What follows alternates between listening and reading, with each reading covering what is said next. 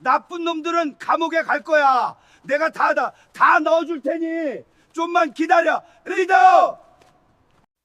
안녕하세요. 오늘은 흥미로운 이야기와 함께합니다. 구독과 좋아요 부탁드립니다. 병원 영안실 특유의 서늘한 공기와 코끝을 찌르는 소독약. 냄새 속에서도 제 마음 한구석에서는 묘한 안도감이 피어오르고 있었죠. 찢어지게 가난했던 친정아버지의 빚을 갚기 위해 동네에서 바보형이라고 놀림받던 지능이 10살에 멈춘 태수 씨와 억지. 결혼을 한 지 어언 30년이 흘렀습니다. 독재자 같았던 시어머니 최 여사는 모자란 아들을 보살피게 하려고 돈으로 저를 샀다는 이유로 평생 저를 벌레 보듯 하대했습니다. 그런 시어머니가 뇌졸중으로 쓰러져 세상을 떠났으니 제게는 슬픔보다 지독한 해방감이 먼저 찾아온 것이 어쩌면 당연한 일이었는지도 모릅니다. 장례식장 제단 앞에는 검은 상복을 입은 제 남편 태수 씨가 쪼그려 앉아 있었습니다. 예순이라는 나이가 무색하게 그는 조문객들의 멸시 어린 시선은 아랑곳하지 않고 해맑은 얼굴로 오색빛깔 알사탕을 까먹고 있었죠. 여보, 이거 진짜 달고 맛있다. 엄마도 하나 줄까? 남편은 영정사진 속 굳은 표정의 시어머니를 향해 사탕을 불쑥 내밀었습니다. 그 모습을 지켜보던 친척들과 조문객들은 쯧쯧 혀를 차며 수군거렸습니다. 저는 부끄러움과 서글픔이 뒤섞인 감정으로 남편의 손에서 사탕을 빼앗았습니다. 남편의 철없는 얼굴을 보면서도 이제야 이 지긋지긋한 족쇄에서 풀려나 비로소 제 인생을 살 수 있을 것이라 믿었습니다. 제 청춘을 다 바쳐 시어머니의 온갖 구박을 견디고 병수발과 뒷바라지를 했으니 이제는 적어도 생활비 걱정 없이 넓은 아파트에서 남편과 조용히 여생을 보낼 수 있을 거란 헛된 희망을 품고 있었죠. 하지만 그 알량한 희망은 장례 마지막 날 오후 3시 무렵 산산조각이 났습니다. 발인을 앞두고 장례식장 문이 거칠게 열리며 남편의 이복 동생인 동수 도련님이 검은 양복을 입은 험악한 사내들을 대동하고 나타났습니다. 동수 도련님은 시어머니가 밖에서 낳아온 자식으로 평소에도 본처 자식인 남편을 모자라다며 끔찍이도 무시하고 제게도 언제나 고압적으로 굴던 사람이었죠. 그는 어머니의 죽음에 슬퍼하는 기색 하나 없이 당당한 걸음으로 걸어오더니 제 앞에 낡은 서류 봉투 하나를 툭 던졌습니다. 형수님, 어머니 유언장입니다. 확인해 보시죠. 동수 도련님의 입가에는 비열한 미소가 번져 있었습니다. 저는 떨리는 손으로 봉투를 열어 서류 읽어 내려갔습니다. 활자들이 눈앞에서 어지럽게 춤을 추는 것 같았습니다. 유언장의 내용은 충격 그 자체였습니다. 어머니가 평생 일군 수백억 대의 식당과 노른자위 땅, 현금 자산 전부를 둘째 아들인 동수에게 물려준다는 것이었죠. 그리고 저와 태수 씨에게는 곧 허물어질 듯한 첩첩산 중에 낡은 시골집 한 채만을 남긴다는 기가 막힌 내용이 적혀 있었습니다. 도련님, 이게 도대체 무슨 소리입니까? 어머니가 그럴 리가 없잖아요. 제가 30년을 어떻게 모셨는데 당장 이 가짜 서류 치우세요. 제가 핏대를 세우며 따져 묻자 동수 도련님은 어이가 없다는 듯 코웃음을 쳤습니다. 어머니가 정신 온전하실 때 직접 유명 로펌 변호사 이폐하에 작성하신 겁니다. 모자란 형님한테 재산 물려줘봐야 길거리에서 사기나 당할 게 뻔하니 똑똑한 둘째인 저한테 다 맡기신 거라고요. 형수님도 이제 그만 주제 파악하시고 욕심 버리시죠. 피가 거꾸로 솟는 것 같았습니다. 이것은 명백한 조작이었습니다. 며칠 전까지만 해도 제 손을 잡고 며느리야 그동안 참 고생 많았다며 눈물을 흘리시던 어머니였습니다. 하지만 저에게는 이 가짜 유언장을 뒤집을 만한 그 어떤 힘도 돈도 없었습니다. 당장 변호사를 선임할 푼돈조차 시어머니가 철저히 통제해 왔으니까요. 아니요, 저는 이거 절대 인정 못합니다. 법대로 할 거예요. 제가 유언장을 바닥에 내동댕이 치자 동수 도련님의 눈빛이 차갑게 돌변했습니다. 그는 뒤에 서 있던 덩치 큰 사내들에게 턱짓을 했습니다. 끌어내. 그리고 당장 어머니 집에서 짐 빼서 저 총구석 시골집으로 영영 보내버려. 그의 말이 떨어지기가 무섭게 험악한 용역 사내들이 제 양팔을 거칠게 붙잡았습니다. 저는 비명을 지르며 발버둥을 쳤지만 건장한 사내들의 억센 힘을 당해낼 수는 없었습니다. 재단 앞에서 사탕을 먹던 남편은 제가 질질 끌려가는 모습을 보고 놀라 울음을 터뜨렸습니다. 우리 정숙이 아프게 하지 마. 이 나쁜 놈들아. 남편이 주먹을 꽉 쥐고 휘두르며 달려들었지만 사내들 중 한 명이 남편의 가슴을 팍 밀치자 그는 짐짝처럼 허무하게 차가운 대리석 바닥으로 나동그라졌습니다. 장례식장에 있던 많은 친척과 지인들은 누구 하나 나서서 저희 부부를 도와주지 않았습니다. 모두가 돈 냄새를 맡고 이미 동수 도련님 편에 서서 저희를 모른 척 외면하고 있었죠.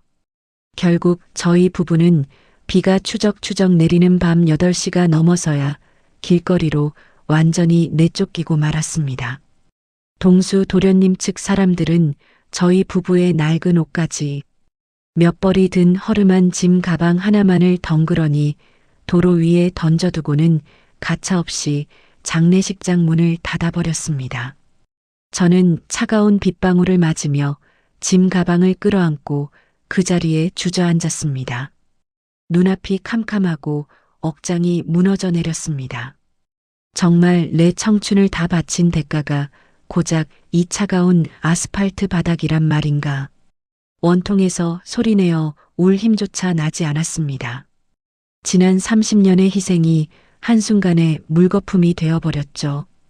당장 오늘 밤 이 비를 피할 곳조차 없다는 현실의 숨이 턱턱 막혀왔습니다. 그때 제 젖은 어깨 위로 따뜻한 온기가 느껴졌습니다.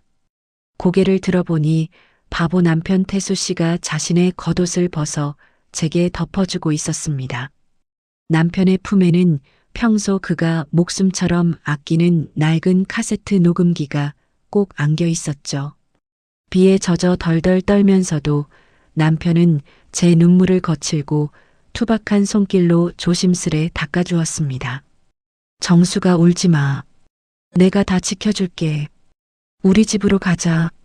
그 천진난만한 얼굴과 다정한 목소리를 듣는 순간 저는 결국 참았던 오열을 터뜨리고 말았습니다. 이 비정하고 잔인한 세상 천지에 저를 진심으로 위해주는 사람은 결국 지능이 10살에 머문 이 바보 남편 하나뿐이라는 사실이 뼈저리게 다가왔습니다. 저희는 가로등 불빛 하나 없는 어두컴컴한 밤거리를 걷기 시작했습니다. 앞으로 다가올 거대한 폭풍과 남편이 품에 안은 저 낡은 녹음기 속에 숨겨진 충격적인 비밀은 꿈에도 상상하지 못한 채 무거운 발걸음을 한 발짝씩 내디뎠습니다. 비바람을 뚫고 저희 부부가 동수 도련님이 던져준 첩첩산중의 낡은 시골집에 도착한 시간은 캄캄한 밤 11시가 훌쩍 넘어서였습니다. 돈 한 푼 없이 쫓겨난 터라 터미널에서부터 시골길을 수십 리나 걸어와야 했죠. 사람의 발길이 끊긴 지 오래된 시골집은 마당에 잡초가 허리까지 자라 있었고 무너져 내린 담장 사이로 스산한 바람이 불어오고 있었습니다. 녹슨 철대문을 억지로 밀고 들어가자 퀴퀴한 곰팡내와 흙냄새가 코를 찔렀습니다. 전기도 들어오지 않는 캄캄한 방 안에 들어가 더듬더듬 성냥을 찾아 촛불을 켰습니다. 흔들리는 불빛 아래로 드러난 방 안의 꼴은 참담하기 그지없었습니다. 벽지는 습기를 먹어 너덜너덜하게 떨어져 있었고 장판 밑으로는 축축한 물기가 배어나와 도저히 사람이 누워 잘 수 있는 곳이 아니었죠.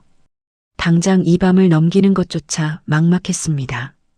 도대체 내 인생은 어디서부터 잘못된 것일까?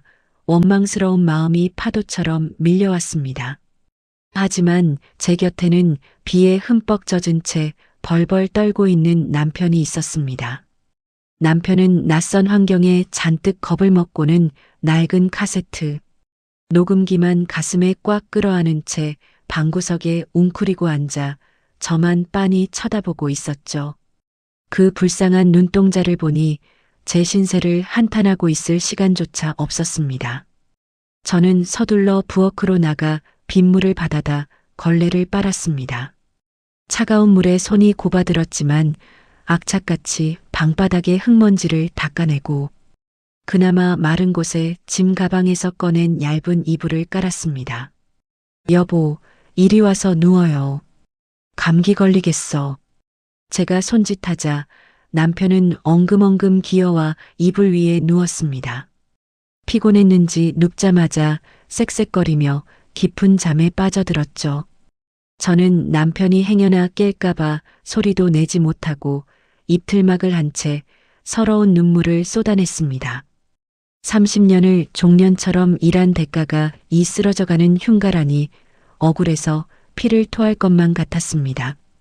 동수 도련님의 비열한 웃음이 눈앞에 아른거려 분노로 온몸이 파르르 떨렸습니다.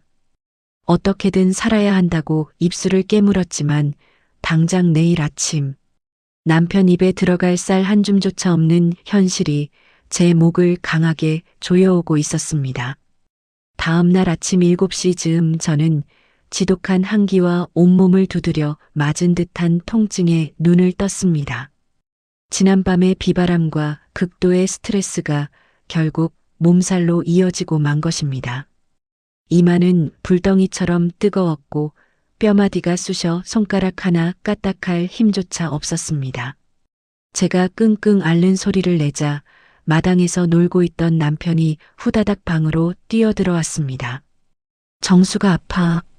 아프면 안 돼. 내가 호해줄게.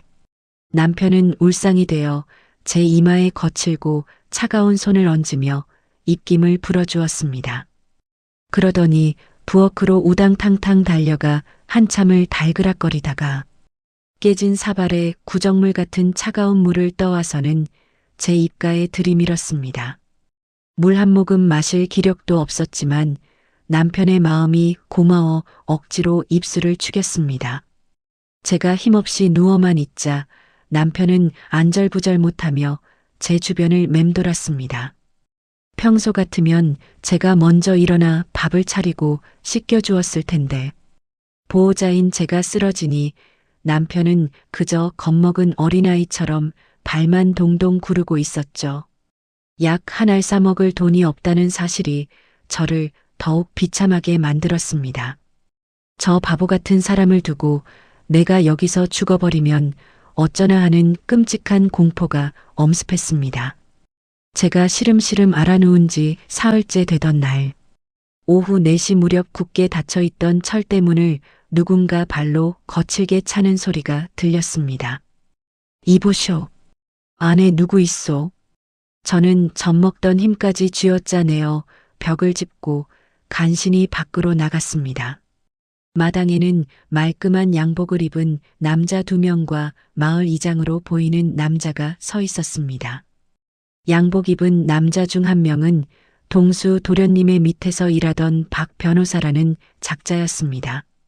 장례식장에서 저희를 내쫓을 때 서류를 들고 서 있던 바로 그 뱀 같은 놈이었죠. 형수님 이사하신 곳이 아주 그림 같네요. 공기도 맑고 좋겠습니다. 박 변호사는 폐허 같은 집안을 훑어보며 비아냥거렸습니다. 남편은 낯선 사람들의 등장에 겁을 먹고 제 등 뒤로 숨어 제 옷자락을 꽉 움켜쥐었습니다. 당신들이 여기까지 여긴 웬일입니까? 어머니 유산 다 빼앗아 갔으면 됐지 우리한테서 더 가져갈 게 뭐가 있다고 여기까지 찾아온 거예요. 제가 떨리는 목소리로 소리치자 박 변호사는 서류 가방에서 두꺼운 봉투, 두 개를 꺼내 제 얼굴 앞으로 쑥 내밀었습니다. 아직 상황 파악이 안 되시나 봅니다. 이 동네 일대가 다음 달부터 대규모 리조트 개발 구역으로 확정됐습니다.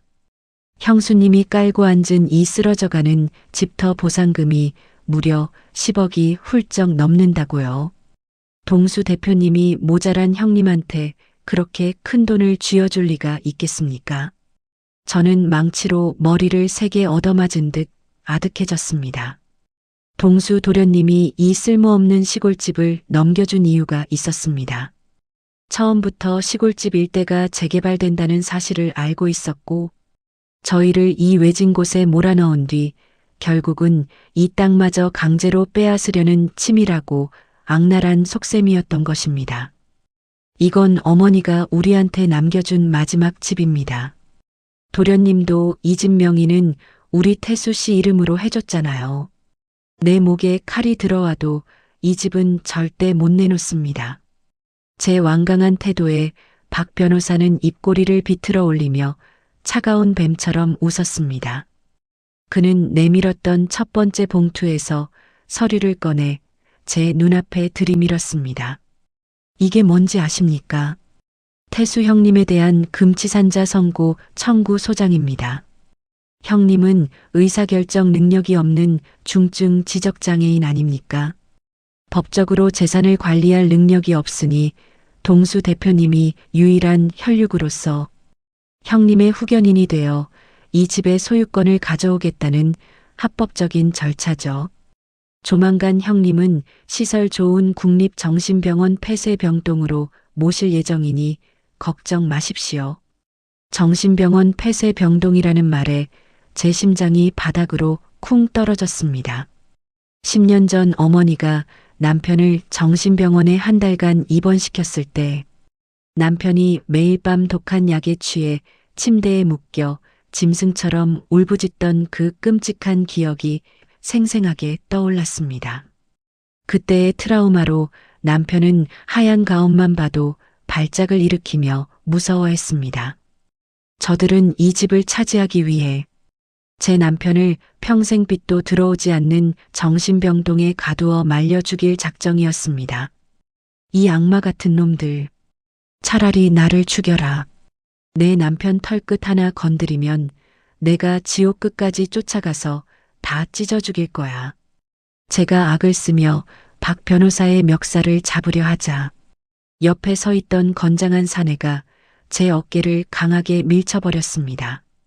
힘없이 흙바닥에 나뒹구는 저를 보며 박 변호사는 두 번째 봉투를 바닥에 툭 던졌습니다. 아직 끝이 아닙니다, 형수님. 어머니 식당에서 일하실 때 10년간 장부 조작해서 빼돌린 회사 돈이 3억이 넘던데요. 동수 대표님이 횡령죄로 이미 형사 고소를 마쳤습니다. 합의 안 하시면 최소 징역 5년은 썩으셔야 할 겁니다. 형수님 감옥 가시면 저 모자란 형님 혼자 밖에서 얼어 죽거나 굶어 죽지 않겠습니까? 똑똑하신 분이니 알아서 잘 판단하십시오. 그들은 시골집 포기 각서와 인감도장을 준비해 내일 모레 다시 오겠다는 협박을 남기고 유유히 마당을 빠져나갔습니다. 마을 이장이라는 사람은 저를 벌레 보듯 쳐다보고는 박 변호사 일행을 향해 굽신거리며 뒤를 졸졸 따라갔습니다. 동수 도련님이 이미 마을 사람들까지 모두 돈으로 매수해 저희 부부를 고립시킨 것이 분명했습니다. 세상 천지에 아무도 우리를 도와줄 사람은 없었습니다. 흙바닥에 주저앉은 채 저는 던져진 고소장을 하염없이 바라보았습니다. 횡령이라니요. 저는 30년 동안 시어머니 식당에서 새벽부터 밤늦게까지 뼈 빠지게 일하며 제 몫의 월급은커녕 용돈 한 번 제대로 받아본 적이 없었습니다. 모든 것은 처음부터 끝까지 동수 도련님이 조작한 완벽한 덫이었습니다. 바보 남편에게서 금치산자 판정을 받아내 집을 빼앗고 저를 횡령죄로 감옥에 보내 저희 부부를 세상에서 완전히 지워버리려는 끔찍한 시나리오였죠. 마당 한구석에서 흙장난을 치며 낄낄거리는 남편의 모습을 보자 억장이 무너져 내렸습니다. 제가 감옥에 가면 저 순진하고 바보 같은 사람은 동수 도련님의 손에 이끌려 평생 캄캄한 정신병원에 갇혀 죽는 날만 기다려야 할 운명이었습니다. 거대한 권력과 돈 앞에서 늙고 병든 제가 할 수 있는 저항은 아무것도 없다는 무력감이 제 숨통을 조여왔습니다. 차가운 흙바닥에 엎드린 채 저는 남편을 지키기 위해서라면 차라리 저 혼자 모든 죄를 뒤집어 쓰고 감옥에 가고 남편은 안전한 곳으로 도망치게 해야 한다는 잔인한 결단을 내려야만 했습니다. 서서히 어둠이 깔리는 시골집 마당에서 제 눈물은 핏빛으로 붉게 물들어가고 있었습니다.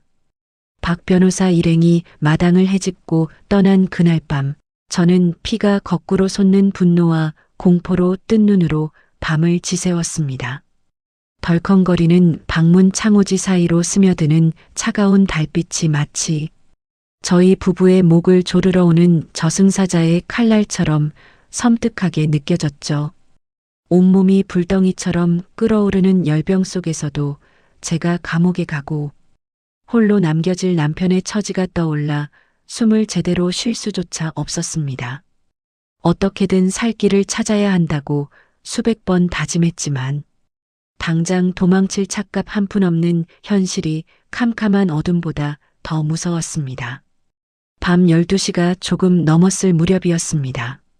시름시름 앓다가 깜빡 선잠이 들었는데 등 뒤가 지나치게 서늘했습니다. 평소 같으면 무섭다며 제 허리춤을 꼭 끌어안고 쌕쌕거리며 자고 있어야 할 남편의 온기가 전혀 느껴지지 않았던 것입니다. 화들짝 놀라 눈을 떠보니 방 안은 텅 비어 있었습니다. 남편이 덮고 자던 얇은 이불은 아무렇게나 팽개쳐져 있었고 머리맡에 항상 두고 자던 낡은 배낭과 애지중지하던 카세트 녹음기마저 흔적도 없이 사라진 상태였습니다.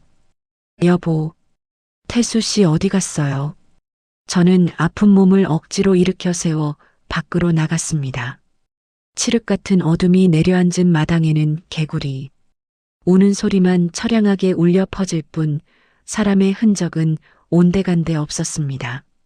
무너진 담장 밖으로 나가 마을 어귀까지 비틀거리며 걸어갔지만 가로등 하나 없는 시골길은 그저 적막하기만 했습니다. 동수 도련님이 보낸 건달들이 한밤중에 들이닥쳐 남편을 억지로 정신병원으로 끌고 간 것은 아닌지 불길한 상상이 꼬리에 꼬리를 물었습니다. 제가 정신이 나간 사람처럼 마을을 한 바퀴 다 뒤지고 돌아와 마당에 주저앉아 있을 때였습니다. 먼 산등성이 쪽에서 바스락거리는 발소리가 들려왔습니다. 시계를 보니 어느덧 새벽 4시를 향해 가고 있었죠. 어둠 속에서 서서히 모습을 드러낸 사람은 다름 아닌 남편이었습니다. 남편은 어디서 구르고 왔는지 온몸이 진흙투성이었고 입고 있던 윗도리는 가시덤불에 찢겨 너덜너덜한 상태였습니다. 그의 등에는 여전히 그 낡은 배낭이 단단하게 매달려 있었습니다. 태수 씨, 도대체 이 오밤중에 어디를 쏘다니고 온 거예요? 내가 얼마나 놀랐는지 알아요. 제가 사색이 되어 달려가 멱살을 쥐고 흔들자 남편은 오히려 해맑게 방실방실 웃으며 제 눈치를 살폈습니다. 정수가 안 자고 왜 나왔어? 춥다, 빨리 방에 들어가자. 남편은 마치 아무 일도 없었다는 듯 제 어깨를 쓰다듬으며 방으로 저를 밀어 넣으려 했습니다. 제가 남편의 등에 매달린 배낭을 빼앗으려 하자 그는 기겁을 하며 뒤로 펄쩍 뛰어 물러났습니다. 평소에는 제가 달라는 것은 사탕 하나까지 다 내어주던 남편이었지만 그 배낭만큼은 마치 자신의 목숨이라도 되는 양품에 꽉 끌어안고 절대로 내어주지 않았죠. 그날 이후로 남편의 기이한 밤의 출은 매일 밤 계속되었습니다. 제가 아무리 화를 내고 방문을 걸어 잠가도 남편은 밤 11시만 되면 귀신같이 일어나 창문을 넘어 밖으로 빠져나갔습니다. 남편이 향하는 곳은 마을 사람들도 귀신이 나온다며 발길을 끄는 뒷산 깊은 곳에 폐가 쪽이었습니다. 아픈 몸을 이끌고 몰래 남편의 뒤를 쫓아가 보려 했지만 워낙 산세가 험하고 산짐승 우는 소리가 무서워 중간에 포기하고 돌아오기를 여러 번 반복했습니다. 다음 날 아침 7시가 되면 남편은 어김없이 흙투성이가 된 몰골로 돌아와 부어 아궁이 앞에 쭈그려 앉아 손을 녹였습니다. 제가 속이 타들어가다 못해 새카맣게 제가 되어 남편의 등짝을 사정없이 내리쳐도 남편은 그저 실실 웃기만 했습니다. 정수가 때리지 마. 아파. 내가 다 알아서 할게. 진짜야. 남편의 그 바보 같은 대답을 들을 때마다 저는 억장이 무너졌습니다. 당장 내일 모레면 집을 빼앗기고 저는 감옥으로 끌려가게 생겼는데 하나뿐인 남편이라는 사람은 밤마다 도둑고양이처럼 산속을 헤매며 속을 썩이고 있으니 정말 미치고 팔짝 뛸 노릇이었습니다. 내가 전생에 무슨 큰 죄를 지었길래 늙어막에 이런 끔찍한 형벌을 받는단 말인가 서러움이 북받쳐 올랐습니다.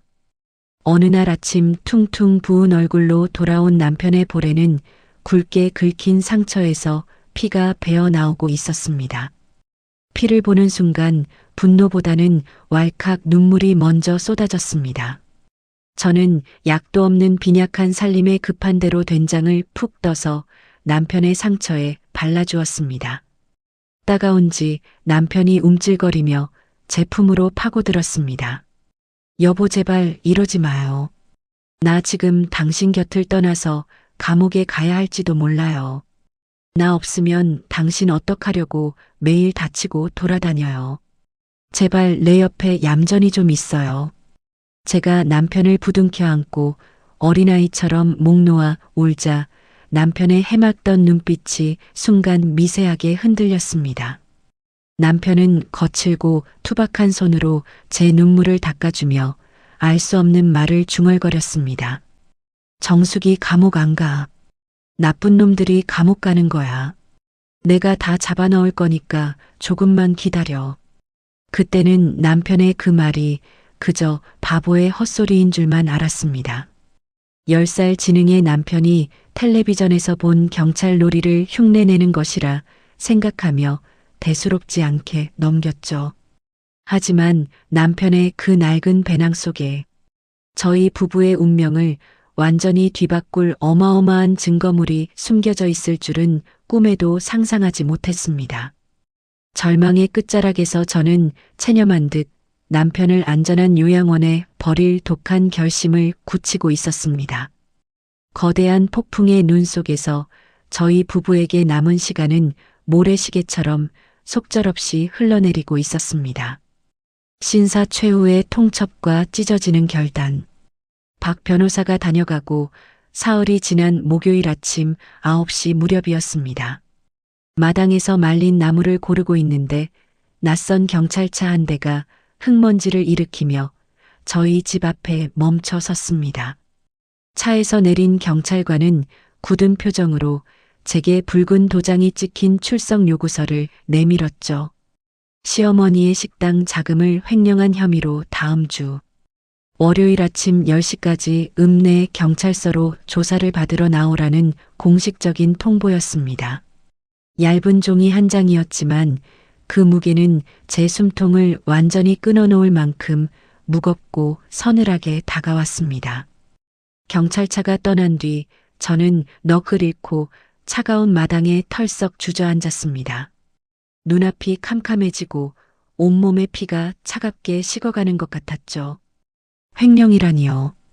지난 30년 동안 10원짜리 동전 하나 제 마음대로 써본 적이 없는데 3억이라는 거액을 빼돌렸다는 누명을 쓰게 되다니 기가 막히고 억울해서 숨이 쉬어지지 않았습니다. 경찰서에 가서 눈물로 결백을 주장한다고 한들 돈도 백도 없는 제 말을 누가 믿어주겠습니까? 동수 도련님은 이미 완벽한 가짜 장부와 매수된 증인들을 산더미처럼 준비해 두었을 것이 뻔했습니다. 정수가 왜 울어? 경찰 아저씨가 우리 정숙이 괴롭혔어. 마당 한구석에서 흙장난을 하던 남편이 쪼르르 다가와 제 어깨를 어설프게 토닥였습니다. 남편의 한없이 맑고 순진한 눈동자를 보는 순간 가슴이 천갈래 만갈래로 찢어지는 것 같았습니다. 제가 억울한 누명을 쓰고 차가운 감옥에 갇히게 되면 이 불쌍하고 모자란 사람은 도대체 어떻게 되는 걸까요? 동수 도련님은 틀림없이 제가 없는 틈을 타 남편을 금치산자로 몰아 끔찍한 폐쇄병동에 가두고 이 마지막 시골집마저 빼앗아 갈 것입니다. 저는 입술에서 피가 나도록 꽉 깨물며 독한 결심을 해야만 했습니다. 어떻게든 남편만은 그 지옥 같은 정신병원에 끌려가게 내버려 둘 수 없었으니까요. 차라리 저 혼자 모든 죄를 뒤집어 쓰고 수의를 입게 되더라도 남편이 제 감옥 생활 동안만이라도 안전하게 머물 수 있는 곳을 찾아야만 했습니다. 저는 장롱 깊숙한 곳을 뒤져 낡은 보자기 하나를 꺼냈습니다. 그 안에는 30년 전 친정어머니가 돌아가시며 마지막으로 제 손에 쥐어주셨던 빛바랜 쌍가락지가 들어 있었죠. 평생 아무리 굶주리고 헐벗어도 절대 팔지 않고 품고 살았던 제 유일한 비상금이었습니다. 그 길로 저는 읍내로 달려가 금은방에 어머니의 유품을 팔았습니다.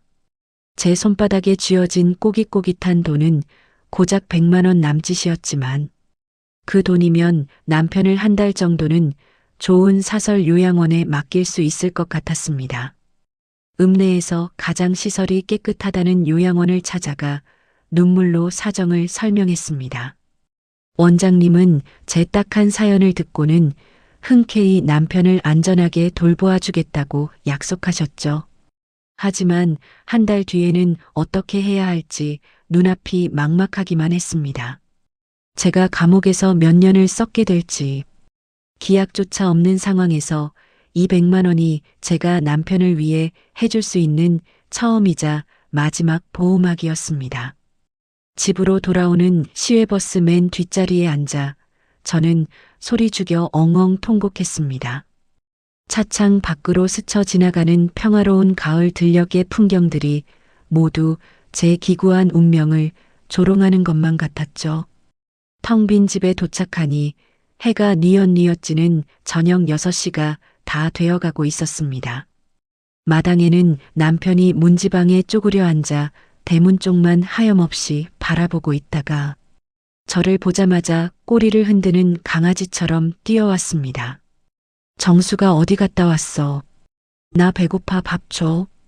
남편의 칭얼거리는 목소리를 듣는 순간 왈칵 눈물이 쏟아질 것 같았지만 애써 허벅지를 꼬집으며 참았습니다.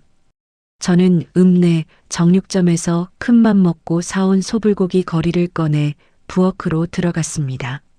남편이 평소에 잔칫날에나 먹을 수 있다며 가장 좋아하는 반찬이었습니다.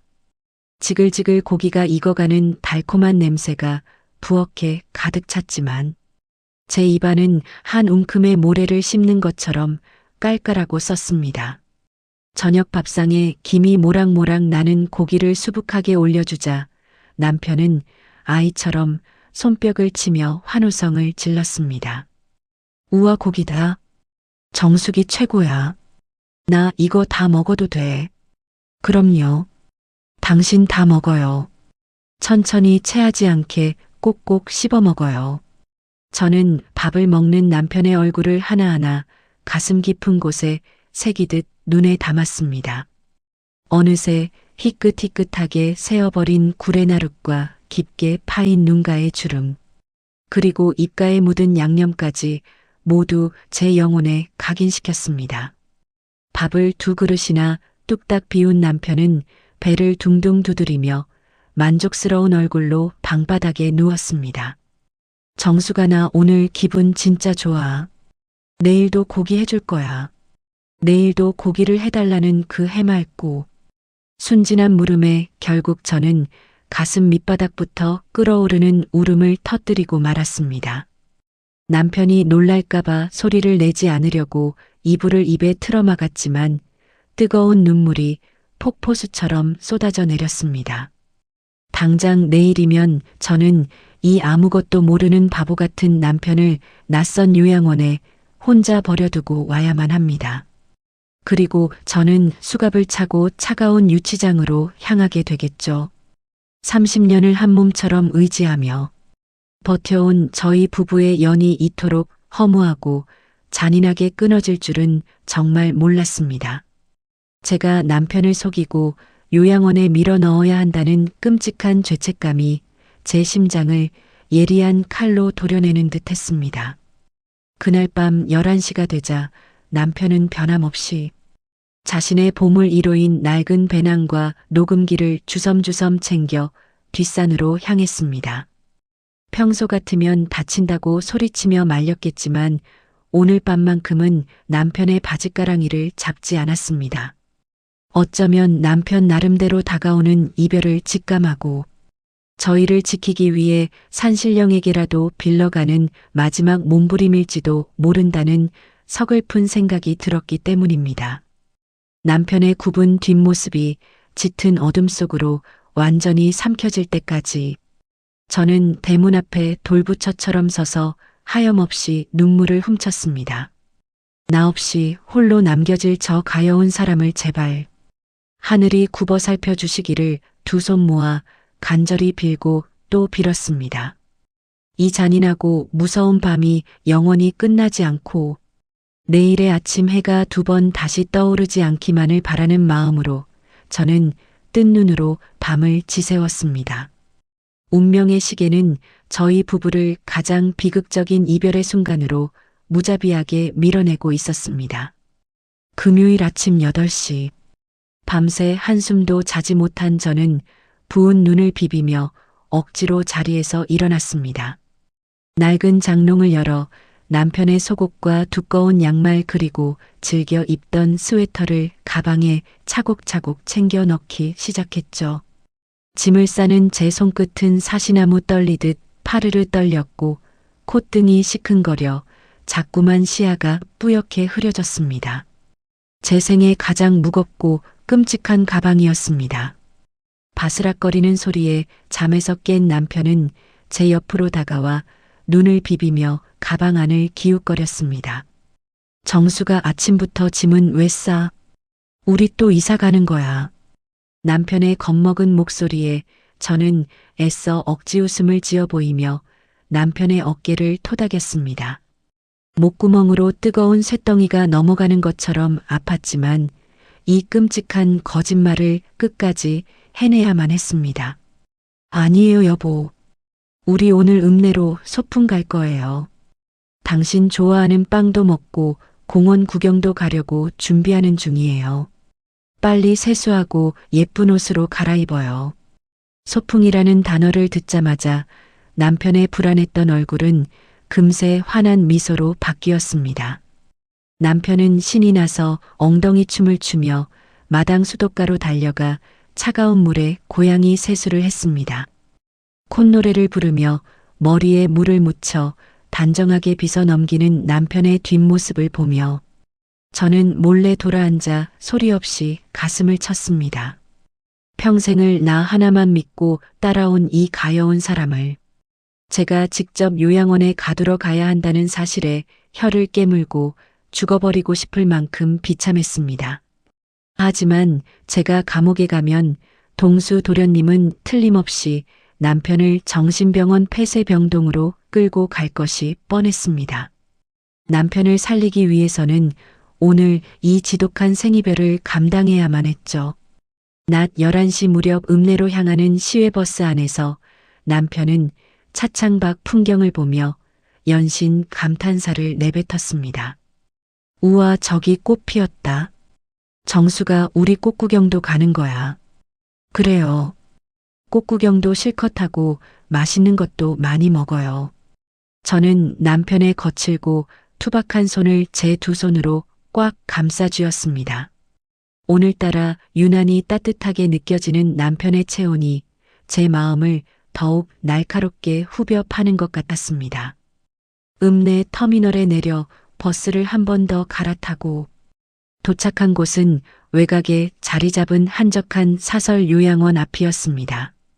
높은 담장과 굳게 닫힌 쇠창살 대문을 본 남편은 본능적으로 불길한 기운을 감지한 듯 걸음을 멈추고 제 등 뒤로 슬그머니 숨었습니다. 정수가 여기 소풍 아니잖아. 나 무서워. 병원 냄새나. 우리 그냥 집에 가자, 응. 남편의 목소리에는 깊은 공포가 서려 있었습니다. 10년 전 시어머니의 강요로 끔찍한 정신병원에 갇혔던 트라우마가 되살아난 것이 분명했습니다. 남편은 짐 가방을 든 제 팔을 필사적으로 잡아 끌며 뒷걸음질을 쳤습니다. 저는 눈을 질끈 감고 독한 마음을 먹어야 했습니다. 여기서 약해지면 모든 것이 물거품이 될 터였죠. 여보, 여기 무서운 곳 아니에요. 소풍 온 사람들 쉬어가는 곳인데 진짜 따뜻하고 밥도 맛있는 곳이에요. 당신 며칠만 여기서 놀고 있으면 내가 금방 다시 데리러 올게요. 진짜예요. 제가 아무리 구슬려도 남편은 고개를 세차게 저으며 제 바짓가랑이를 두 손으로 생명줄처럼 꽉 부여잡았습니다. 때마침 요양원 대문이 열리고 원장님과 건장한 남자 요양보호사 2명이 저희 쪽으로 다가왔습니다. 하얀 가운을 입은 사람들을 보자 남편은 기겁을 하며 바닥에 털썩 주저앉아 짐승처럼 울부짖기 시작했습니다. 싫어. 병원 싫어. 갇히기 싫단 말이야. 정수가 나버리지 마. 내가 말 잘 들을게. 청소도 다 하고 밥도 안 먹을게. 제발 버리지 마, 정수가. 남편의 처절한 울부짖음은 제 심장을 갈기갈기 찢어 놓았습니다. 남편은 흙바닥을 대굴대굴 구르며 제 다리에 매달렸고 콧물과 눈물이 범벅이 된 얼굴로 저를 올려다보았습니다. 나이 60의 노인이 마치 버려진 5살 아이처럼 공포에 질려 발버둥 치는 모습을 참아 두 눈 뜨고 볼 수가 없었습니다. 요양보호사들이 다가와 남편의 양팔을 거칠게 붙잡아 일으키려 하자 남편은 미친 듯이 발길질을 하며 저항했습니다. 아, 정수가 살려줘. 나 혼자 두지 마. 이대로 가다가는 남편의 저항이 거세져 요양원 입소 자체가 취소될 수도 있는 아슬아슬한 상황이었습니다.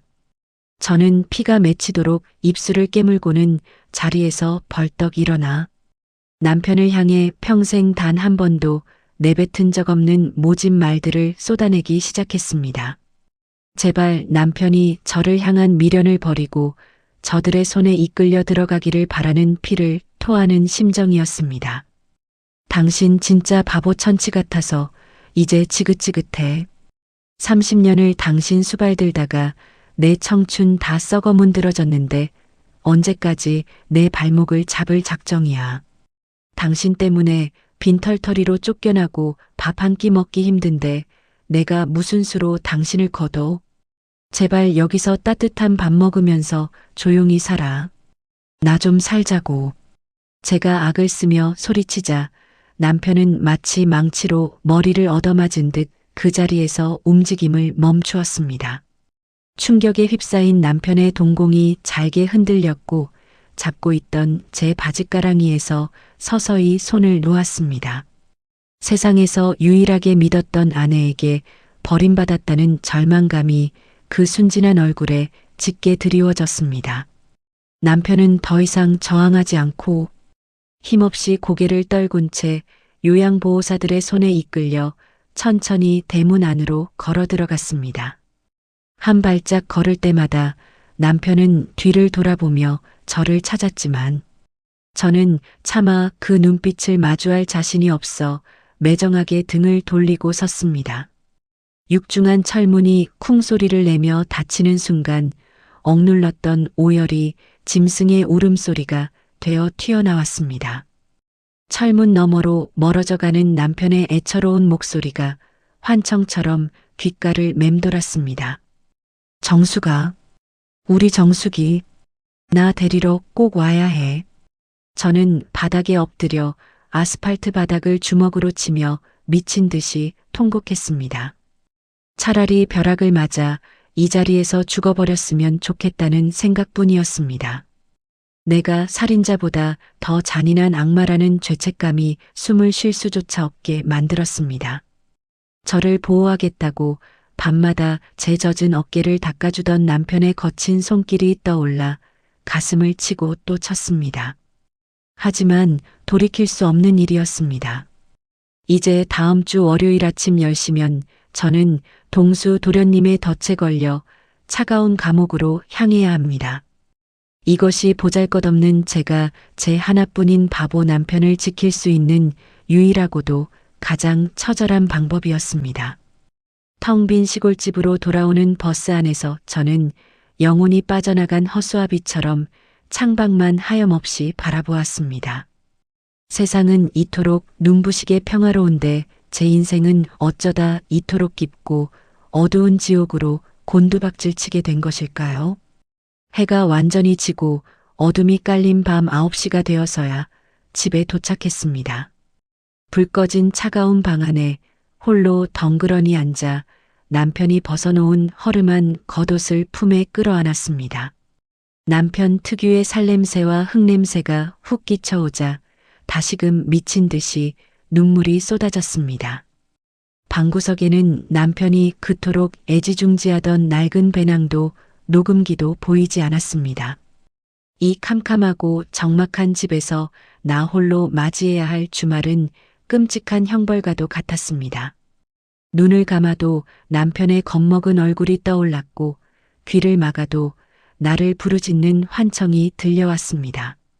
곧 저를 올가맬 경찰의 쇠고랑보다 세상 천지에 홀로 남겨진 이 지독한 외로움과 죄책감이 저를 철저하게 파괴하고 있었습니다. 남편을 그 차가운 요양원 철문 너머로 밀어넣고 온 다음 날 토요일 아침이 밝았습니다. 날이 밝도록 저는 밤새 차가운 방바닥에 웅크리고 누워 꼼짝도 할 수 없었죠. 창호지 너머로 들어오는 눈부신 햇살조차 제게는 사치처럼 느껴졌습니다. 방 안 곳곳에는 아직 남편의 흔적이 고스란히 남아 있었습니다. 벽에 삐뚤빼뚤하게 그려놓은 꽃그림하며 구석에 나뒹구는 몽당 연필 조각들을 볼 때마다 억장이 무너져 내리는 듯 했습니다. 모레 아침 10시면 저는 경찰서에 출두해 차가운 수갑을 차고 평생 죄인으로 살아가야 할 운명이었습니다. 텅 빈 집안을 서성거리던 저는 문득 한 가지 이상한 점을 깨달았습니다. 남편이 항상 몸에 지니고 다니던 그 낡은 배낭과 장난감 녹음기가 집 안 그 어디에도 보이지 않았던 것입니다. 요양원에 갈 때 짐 가방에도 분명 없었는데 말이죠. 번뜩 제 머리를 스치고 지나가는 곳이 있었습니다. 바로 남편이 매일 밤 흙투성이가 되도록 드나들었던 뒷산의 폐가였습니다. 혹시 남편이 소중하게 아끼던 그 물건들을 폐가에 숨겨둔 것은 아닐까 하는 생각이 들었습니다. 남편의 냄새가 밴 물건 하나라도 품에 안고 감옥에 가고 싶은 간절한 마음에 저는 서둘러 집을 나섰습니다. 어젯밤 비가 내려 미끄러운 산길을 오르는 일은 숨이 턱턱 막힐 정도로 고되었습니다. 가시덤불에 종아리가 긁히고 돌부리에 채여 몇 번이나 넘어졌지만 저는 짐승처럼 네 발로 기어서라도 산을 올랐습니다. 오전 11시 무렵 드디어 인적이 완전히 끊긴 흉흉한 폐가 앞에 도착했습니다. 반쯤 무너져 내린 지붕과 썩은 기둥 사이로 음산한 바람이 불어와 등골을 오싹하게 만들었죠. 방바닥은 곳곳이 파여 있었고 먼지가 수북하게 쌓여 도저히 사람이 드나들 만한 곳이 아니었습니다. 여보, 당신 대체 이 무서운 곳에서 매일 밤 무얼 한 거예요? 저는 허리를 숙여 썩은 마루 밑과 무너진 아궁이 속을 미친 듯이 파헤치기 시작했습니다. 열 손가락 끝이 찢어져 피가 배어 나왔지만 멈출 수가 없었습니다. 부엌 구석, 잡동사니와 낡은 가마니가 잔뜩 쌓여 있는 곳을 들춰냈을 때였습니다. 흙더미 속에서 익숙한 검은색 끈 하나가 툭 튀어나왔습니다. 심장이 미친 듯이 요동치기 시작했습니다. 떨리는 손으로 흙을 마구 파내자 남편이 그토록 애지중지하던 낡은 배낭이 모습을 드러냈습니다. 배낭을 품에 안는 순간 저는 참았던 울음을 터뜨리고 말았습니다. 배낭의 무게는 생각보다 훨씬 묵직했습니다. 지퍼를 열어보니 그 안에는 놀라운 물건들이 가득 들어 있었죠. 무려 수십 개에 달하는 카세트 테이프들이 투명한 비닐봉지에 꼼꼼하게 쌓여 있었고 그 밑에는 단단하게 잠긴 소형 철제 금고 하나가 자리 잡고 있었습니다. 바보 남편이 도대체 이 금고를 어디서 났으며 왜 매일 밤 산길을 오르내리며 이 폐가에 숨겨두었던 것일까요? 저는 주위를 둘러보다 쓸만한 커다란 돌멩이 하나를 주워들었습니다. 미친 사람처럼 내리쳐 금고의 자물쇠를 부수기 시작했습니다. 쾅 소리를 내며 적막한 산속의 둔탁한 파열음이 울려 퍼졌습니다. 마침내 자물쇠가 툭 하고 떨어져 나가고 굳게 닫혀있던 금고 문이 열렸습니다. 금고 안에는 붉은색 도장이 선명하게 찍힌 서류 봉투 하나가 덩그러니 놓여 있었습니다. 봉투를 열어 서류를 꺼내 읽어내려가는 제 두 눈은 경악으로 크게 떠졌습니다. 그것은 다름 아닌 시어머니의 진짜 유언장이었습니다. 유명 법무법인의 공증까지 완벽하게 마친 진짜 서류였죠. 활자를 읽어내려가는 제 손끝이 사시나무 떨리듯 파르르 떨렸습니다. 내 모든 재산과 식당, 그리고 토지의 소유권은 30년 동안 내 모자란 아들을 지극정성으로 보살펴준 며느리 강정숙에게 온전히 상속한다. 그 짧은 문장 속에 시어머니가 저를 향해 품고 있었던 깊은 참회와 진심이 고스란히 담겨 있었습니다. 겉으로는 저를 모질게 구박하고 돈으로 샀다며 멸시했지만 속으로는 제 희생을 전부 알고 인정해 주셨던 것입니다. 뜨거운 눈물이 서류 위로 뚝뚝 떨어져 번졌습니다. 동수 도련님이 장례식장에서 내밀었던 그 유언장은 시어머니의 진짜 유언장을 감추기 위해 철저하게 위조된 가짜였던 것입니다. 하지만 충격은 여기서 끝이 아니었습니다. 저는 배낭 속에 들어있던 낡은 녹음기를 꺼내 건전지를 갈아 끼웠습니다. 그리고 금고 옆에 따로 분리되어 있던 첫 번째 카세트 테이프를 딸깍 소리가 나게 밀어넣고 재생 버튼을 눌렀습니다. 치지직거리는 잡음과 함께 스피커를 통해 믿을 수 없는 목소리들이 흘러나오기 시작했습니다. 야, 박 변호사. 우리 늙은이가 드디어 노망이 났나 봐. 그 모자란 형 새끼 수발든 형수년한테 전 재산을 주겠다는 유언장을 썼더라니까. 당장 찢어버리고 새로 하나 만들어. 도장 훔쳐놨으니까 내가 알아서 조작해. 걱정 마십시오, 대표님. 지능 떨어지는 형님은 금치산자로 묶어서 정신병원 폐쇄병동에 평생 쳐넣으면 끝입니다. 형수녀는 회사 돈 횡령한 걸로 장부 꾸며서 감옥 보내버리면 그만이고요. 녹음기에서 흘러나오는 동수 도련님과 박 변호사의 비열한 웃음소리에 저는 온몸의 털이 쭈뼛 서는 듯한 끔찍한 소름을 느꼈습니다. 그들은 제 남편이 지적장애를 가졌다는 이유로 아무런 경계심 없이 남편 앞에서 온갖 더러운 범죄를 모의했던 것입니다. 남편이 항상 들고 다니던 그 장난감 같은 녹음기가 자신들의 악행을 전부 기록하고 있다는 사실은 꿈에도 모른 채 말이죠. 다음 테이프, 또 그 다음 테이프를 재생할 때마다 그들이 마을 사람들을 돈으로 매수하고 가짜 장부를 조작하며 저희 부부를 길거리로 내몰기 위해 짰던 끔찍한 음모들이 낱낱이 밝혀졌습니다. 10살 지능의 남편은 도련님이 진짜 유언장을 찢어버리려 할 때 몰래 그것을 빼돌렸고, 행여나 도련님에게 들켜 빼앗길까봐 매일 밤 제가 잠든 틈을 타 이 무서운 산속 폐가로 올라와 증거들을 하나둘씩 숨겨왔던 것입니다. 내가 다 잡아넣을 거니까 조금만 기다려. 남편이 다친 얼굴로 제게 해맑게 웃으며 했던 그 말이 결코 바보의 헛소리가 아니었습니다. 세상 모든 사람들이 무시하고 손가락질했던 제 바보 남편은 사실 그 누구보다 치밀하고 위대하게 저를 지키기 위해 홀로 피 말리는 전쟁을 치르고 있었던 것입니다. 제가 아파서 쓰러져 있을 때도, 동수 도련님의 협박에 덜덜 떨 때도 남편은 이 거대한 비밀을 홀로 품은 채 저를 살린 증거들을 산더미처럼 모으고 있었습니다. 태수 씨, 여보, 내가 미쳤지. 내가 천하의 몹쓸 년이지. 저는 남편의 낡은 배낭을 껴안고 폐가 바닥을 뒹굴며 짐승처럼 통곡했습니다. 이런 위대한 사랑을 품은 사람을, 저를 지키기 위해 피투성이가 된 남편을 짐짝처럼 요양원에 내다버리고 돌아왔다는 사실에 혀를 깨물고 죽고만 싶었습니다.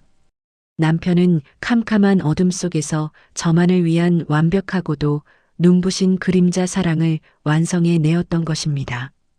눈물범벅이 된 얼굴을 닦아내며 저는 바닥에 흩어진 테이프들과 진짜 유언장을 조심스럽게 쓸어 담았습니다.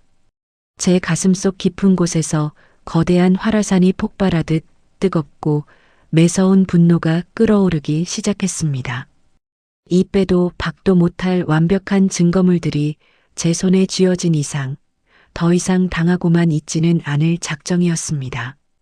제 남편을 짓밟고 제 청춘을 지옥으로 몰아넣은 동수 도련님과 그 일당들을 제 손으로 갈기갈기 찢어버릴 시간이 다가오고 있었습니다.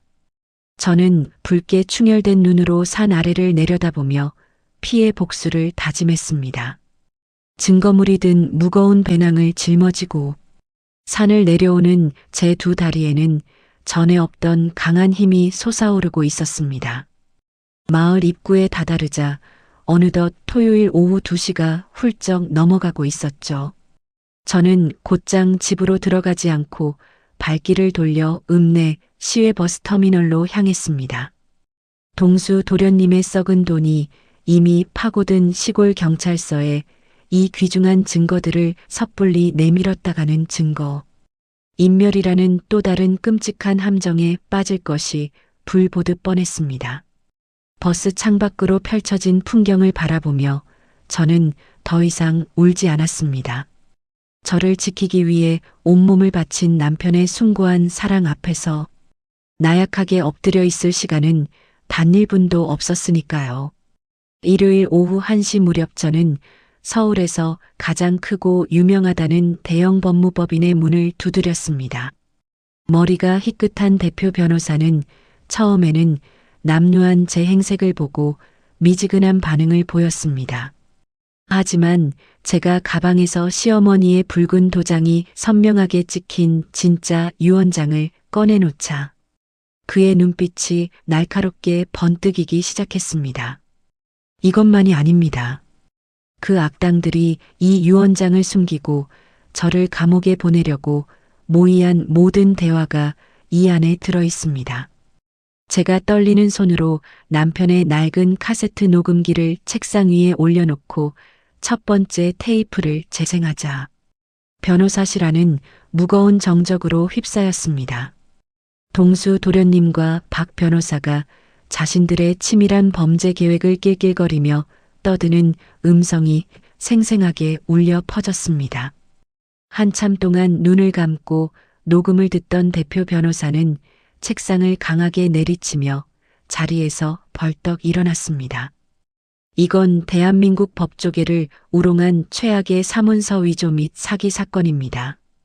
걱정하지 마십시오, 부인. 우리 로펌의 이름을 걸고 당장 내일 아침 그놈들의 숨통을 완벽하게 끊어놓겠습니다. 착수금은 나중에 되찾으실 어마어마한 유산에서 받도록 하죠. 드디어 결전의 날인 월요일 아침 10시가 밝았습니다. 저는 경찰서 출석 요구서에 적힌 대로 수사과 문을 당당하게 열고 들어갔습니다. 낡은 점퍼 차림으로 고개를 푹 숙인 채 들어올 것이라 예상했던 저의 당당한 등장에 형사들의 시선이 일제히 쏠렸습니다. 저 멀리 피의자 대기석에는 동수 도련님과 박 변호사가 여유롭게 다리를 꼬고 앉아 커피를 마시고 있었죠. 제가 혼자가 아니라 깔끔한 정장 차림의 서울 대형 로펌 변호인단 3명과 함께 들어서자 그들의 얄미운 입꼬리가 미세하게 떨리기 시작했습니다. 아니 형수님, 횡령한 돈으로 벌써 그 비싼 변호사들을 사신 겁니까?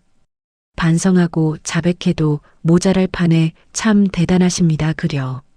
동수 도련님은 애써 당황한 기색을 숨기며 비릿한 미소를 지어 보였습니다. 하지만 저는 그 비열한 얼굴을 향해 한치의 흔들림 없이 똑바로 걸어갔습니다. 제 담당 형사가 헛기침을 하며 조사를 시작하려 할 때 제 곁에 선 대표 변호사가 묵직한 서류 가방을 열어 수십 장의 고소장과 증거 자료들을 책상 위에 쏟아부었습니다. 형사님, 우리는 지금 조사를 받으러 온 것이 아니라 박동수 대표와 그 일당을 사문서 위조, 특정경제범죄 가중처벌 등에 관한 법률 위반, 그리고 무고죄로 긴급 고소하러 온 겁니다.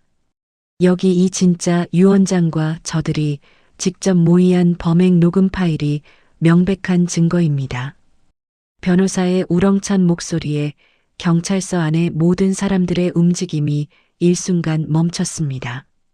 당황한 형사가 진짜 유 원장을 집어들고 꼼꼼히 살피는 사이 변호사는 남편의 낡은 녹음기 재생 버튼을 거침없이 눌렀습니다. 경찰서 한가운데로 끔찍하게 익숙한 동수 도련님의 목소리가 울려 퍼졌습니다.